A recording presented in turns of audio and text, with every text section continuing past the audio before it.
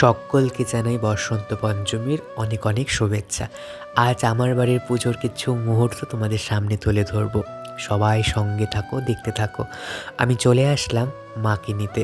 মাকে নেওয়া হয়ে গেছে, তারপর চলে আসলাম পুজোর জন্য ফুল নিতে।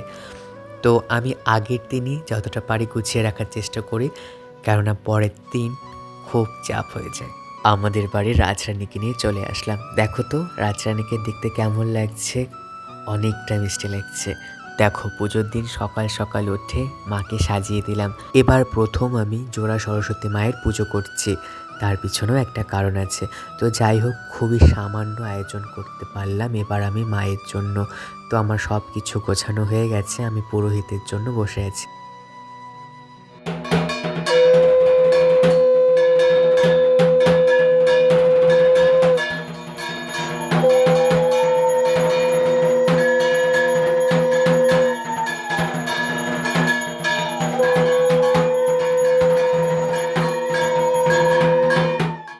एते गन्धसन्ति सरस्वत्यै नमः। सरस्वती देवी आगच्छ या तिष्ठति या तिष्ठति बाबुते ज्ञानात्तस्मै गुरुगुरु। एते गन्धसन्ति सरस्वत्यै नमः। ओम एते सहंसाय नमः।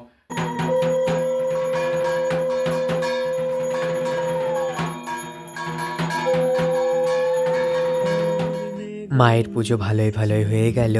তো তোমাদের পুজো কেমন কাটলো আমায় অবশ্যই জানিও, আর তোমাদের পুজোর ফটো আমায় শেয়ার করো।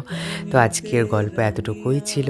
এবারের গল্প থেকে বিদায় নিচ্ছি, কিন্তু মনে রেখো গল্পের কোনো শেষ নেই।